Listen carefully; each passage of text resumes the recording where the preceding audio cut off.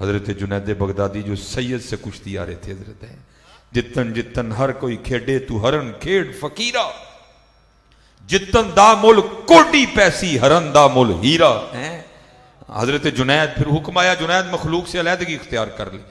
سبع سنابل میر عبد الواحد بلگرامی رحمۃ اللہ تعالی فرماتے ہیں 14 سال حضرت جنید بغدادی نے بغداد کے بیابانوں میں قرب الہی پانے کے لیے مجاہدے کیے، مشقتیں اٹھائیں ہیں، راتیں جاگی، حضرت نے بھوکے کاٹی۔ 14 سال بعد جب حضرت میں یہ کمال پیدا ہو گیا تو آپ کو حکم الہی یہ آیا کہ جنید مخلوق کا رخ کر اور لوگوں کو جا کر ہماری طرف دعوت دے۔ حضرت 14 سال بعد حضرت جنید بغدادی رحمۃ اللہ تعالی بغداد کی طرف واپس لوٹ رہے تھے، کیونکہ حضرت سواری کے بغیر چلتے آ رہے تھے۔ کوئی گھوڑے پہ گزرا، دیکھا حضرت جنید آ رہے ہیں۔ بغداد کو پیار تو بڑا تھا نا حضرت جنید سے، حضرت کیونکہ بغداد نے دیکھا تھا آپ سید سے کشتی آرنا ہے۔ وہ کوئی اونٹ پہ گزرا اور دیکھا کہ حضرت پیدل آ رہے ہیں، کوئی بیل گاڑی پہ گزرا اور دیکھا کہ حضرت یہ خبر آگ کی طرح بغداد میں پھیل گئی کہ 14 سال بعد حضرت جنید بغدادی قرب الہی کی منزلیں طے کر کے بغداد کی طرف واپس آ رہے ہیں۔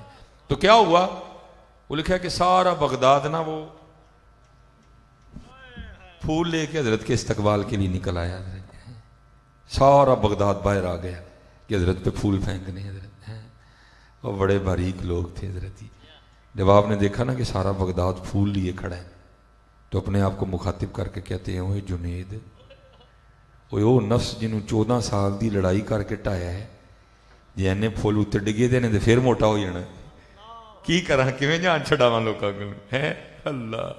جیسے قبلہ فرما رہے تھے ہمارا حال کیا ہے باجی، میں اندر آنا تھے مجھے پروٹوکول دینا پورا ہے، حضور کی نعت رکوا کے مجھے پروٹوکول دینا پورا حضرت ہے، لیکن وہاں کیا ہے پروٹوکول دینے کے لیے لوگ کھڑے ہیں، اور آپ خود کو کہہ رہے ہیں اوے جنید وہ نفس جس کو 14 سال کی محنت کر کے مارا ہے وہ تو پھر اٹھ کے کھڑا ہو جائے گا۔ اللہ حضرت یہ ان کی باریکی تھی، یہ ان کا تقویٰ تھا، وہ اپنے نفس کو اس قدر زیادہ پاک کر چکے تھے کہ پھول پھینکنے سے کوئی فرق نہیں پڑتا تھا ان لوگوں کو، لیکن یہ تقویٰ تھا ان لوگوں کا حضرت۔ آپ نے کیا کیا؟ آپ نے قرآن پاک کے عمل کیا، ایام معدودات فمن کان منکم مریضا او علی سفر فعدۃ من ایام اخر۔ آپ کو رخصت تھی، آپ مسافر تھے، ابھی آپ بغداد میں نہیں آئے تھے۔ آپ نے کیا کیا؟ اس آیا مبارکہ پر عمل کرتے ہوئے اپنی جیب سے جو کی روٹی کا ایک خشک نوالا نکالا اور آپ نے اسے چبانا شروع کر دیا۔ ہم لوگ بھی بڑے بادشاہ ہیں حضرت، بندے کو اٹھاتے بھی ایویں ہیں تو گراتے بھی ایویں ہیں حضرت۔ وہ کسی کی اس جانب توجہ نہیں گئی کہ حضرت تو مسافر ہیں، کو ہم حسن ظن نہیں رکھ لیں۔ وہ لوگوں نے آپس میں باتیں شروع کر دیں، بھائی یہ جنید کیا کر کے ہیں 14 سال روزہ ہی نہیں رکھا کوئی۔ انہوں نے کیا کیا؟ انہوں نے پھینکے پھول نیچے اور انہوں نے پتھر اٹھا لیے، اور حضرت جنید بغدادی رحمۃ اللہ تعالی علیہ پہ سنگ باری شروع ہوئی۔ وہ لکھا ہے کہ حضرت نا وہ نیچے بیٹھ گیا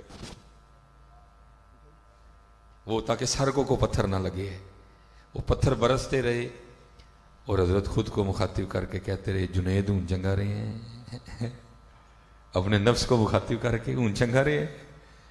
وہ شیخ سبع سنابل میں لکھتے ہیں کہ ایک بچہ تھا جس کو پتھر کوئی نہیں ملا، اس نے اپنا غصہ کس طرح نکالا؟ اس نے آ کے حضرت جنید بغدادی پہ تھوک پھینکا۔ وہ لکھا لوگوں کے پتھر تو کھا گئے لیکن بچے کا تھوک برداشت نہیں ہوا، اور آپ اسی طرح روتے روتے گھر آئے۔ پھر دیکھو حضرت وہ کتنا کریم ہے، حجابات اٹھ گئے حضرت، اور آواز کیا آتی ہے جنید نہ رو۔ اگر ہم بغداد والوں کو بتا دینا کہ جنید کا ہماری بارگاہ میں مقام کیا ہے تو سارے بغداد والے سارا کچھ چھوڑ کے آ کے تیرے دروازے پہ بیٹھ جائیں۔ اب آگے سے حضرت جنید کی عرض کرتے ہیں رب کریم اگر میں بھی لوگوں کو بتا دوں نا کہ تو کتنا کریم ہے تو لوگ بھی تجھے سجدہ کرنا چھوڑ دیں۔ تو پھر آواز کیا آتی ہے جنید پھر اس طرح کرتے ہیں آج کے بعد تو مجھ پہ پردے ڈالا کر میں تجھ پہ پردے ڈالوں گا۔ آؤ حضرت جی، ہم تو مائل و کرم ہیں کوئی سائل ہی نہیں ہے، بڑا کچھ ہے آپ کے لیے لیکن کچھ بھی نہیں ہے حضرت جی۔ ہم نے ٹریک ہی بدل لی ہے، اور نہ یار آؤ اسی ٹریک پہ چلتے ہیں جو مدینہ لے کے جا رہا ہے حضرت۔ اور میں احباب سے کہتا ہوں یار اس ٹریک پہ نکل تو پڑو یار، اور نہ بھی پہنچے گئے کم از کم کل بروز قیامت جب رجسٹر کھلیں گے تو نام تو یہی ہوگا نا بھائی پہنچیا نہیں مدینے لیکن ٹریا مدینے نہیں سے ہے۔ یہ نہ حضرت جب کا رجسٹر کھولیں تو وہاں یہ لکھا ہو یہ انڈیا جانے والا تھا ہیں نہیں حضرت جی آؤ آؤ اپنے اپنے ٹریک بدلے حضرت. اور جس یہ میں کہتا ہوں حضرت یہ دو بابے ہیں جنہوں نے امت پہ بڑی شفقت کی ہے. ایک مولانا روم رحمۃ اللہ تعالی اور دوسرے حضرت شیخ سعدی. بہت جس کو میں کہتا ہوں نا کوڑی گولیاں جو نہیں کھائی جاتی ہیں حضرت آپ نے میٹھی میٹھی کر کے دے دی امت کو. لیکن اب امت نہ پڑھے امت نہ سنے امت نہ سنائے تب ان بزرگوں کا تو کوئی قصور نہیں. آپ فرماتے ہیں وہ کوئی بادشاہ نا اپنے باغ میں بیٹھا ہوا تھا ساری اس کی کابینہ بھی تھی. وہ دور سے نا کوئی بابا جی جاتے دکھائی دے رہے تھے. وہ اپنی ساری کابینہ کو مخاطب کر کے کہتا ہے بادشاہ وہ تمہیں بابے کا شغل دکھاؤں. اب بادشاہ کو کون تھا نہ کرنے والا. اس نے کہا حضرت اس نے سپاہی کو کہا جا بابا بلا کے لے آؤ. اور بلا لایا. جب بابا جی آگے نا تو بادشاہ اپنی جیب سے لال رنگ کا رومال نکال کے نا بابا جی کو کہتا ہے بابا جی سارے انہوں ویکھو جڑا تمہیں سب تو بہتا بے وقوف لگتا ہے نا رومال دی چولی چ رکھ دے. وہ بابا تھا حضرت جی کو واقعی بابا تھا. اس نے کیا سب پہ ایک ایک نظر ڈالی اور رومال اپنی جیب میں ڈال کے نا واپس چلا گیا. بادشاہ دنگ رہ گیا. وہ میں نے تو شوگر لگانا تھا یہ تو ہمارے شوگر لگا گیا. اس نے یہ کہا کہ میں سب سے بے وقوف ہوں. وہ کہہ کے چلا گیا. وہ لکھا ہے کہ تھوڑا سا عرصہ گزرا تو بادشاہ بیمار ہو گیا. طبیب علاج سے عاجز آ گئے. وہ شہر میں اعلان کیا گیا بھائی آخری بادشاہ کی جو ہے نا وہ زیارت کر لو. وہ سارا شہر بادشاہ کو دیکھنے آیا. اس میں وہ بابا جی بھی آئے. تو آ کے نا بادشاہ سے پوچھتے ہیں بادشاہ سلامت کدھر کی تیاری ہے. اس نے کہا بس پھر وہ اب قبر کی تیاری ہے. تو اس نے کہا سامان وغیرہ نہیں رکھا قبر کے لیے. اس نے کہا قبر میں یہ سامان کام نہیں آئے گا. تو اس نے کہا پھر جو سامان کام آئے گا وہ کدھر ہے. اس نے کہا وہ میں اکٹھا ہی نہیں کر سکا.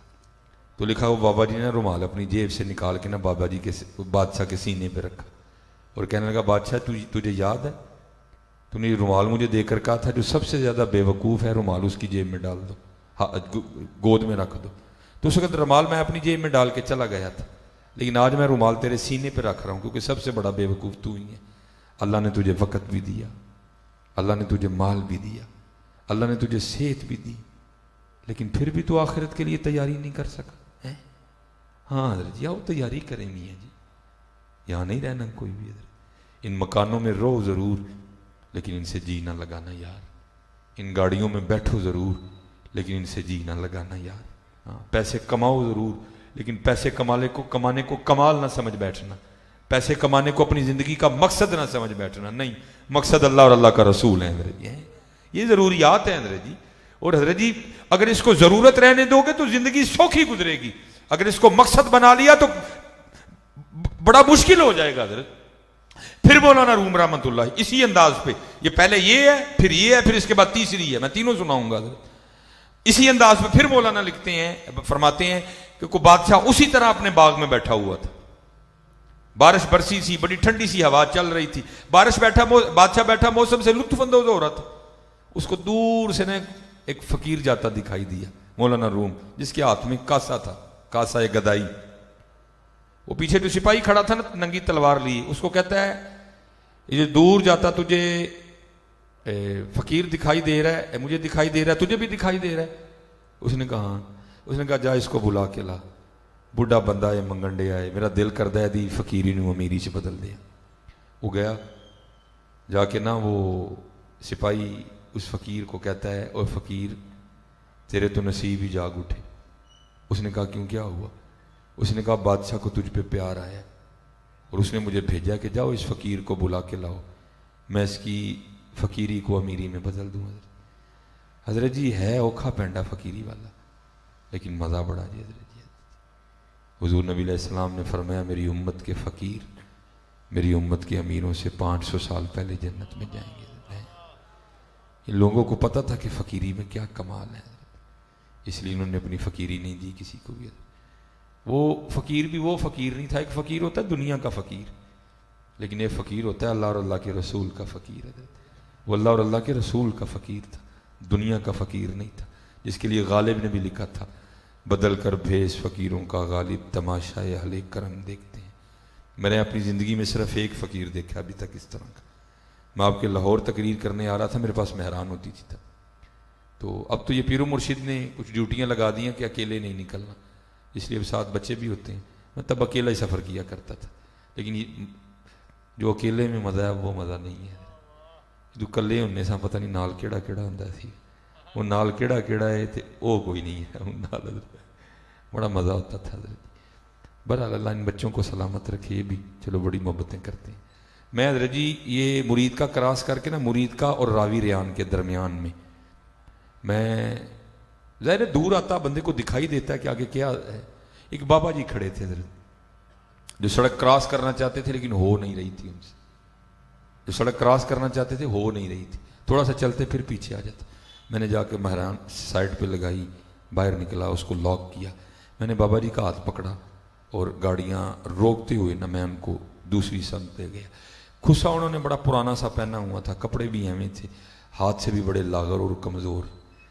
میں بھی دھوکہ کھا گیا، میں سمجھا شاید دنیا دا فقیر ہے. میں نے اپنی جیب سے نا، مجھے نہیں اب یاد 1000 تھا یا 500 کا نوٹ تھا، میں نے نا ایک نوٹ نکال کے نا، تو میں نے جاتے جاتے نا میں نے ان کے اس طرح ہاتھ میں دیا، تو انہوں نے میرا ہاتھ پکڑ دیا. وہ کہتے ہیں کھلو. انہوں نے اپنے ہاتھ پہ رکھ کے نا نوٹ کو اس طرح انہوں نے اس طرح کر کے اڑایا تو خاک بن کے اڑ گیا. مجھے فرماتے ہیں مولوی جی یہی تو ہے، سمجھے تو ہی پتہ نہیں کی سمجھ بیٹھے ہو. ہاں حضرت جی یہی ہے حضرت جی، ہم نے پتہ نہیں کیا سمجھ لیا اس کو، اس کے بغیر بھی گزارا نہیں. بس یہ ضرورت ہے حضرت، اس سے زیادہ یہ کچھ بھی نہیں ہے.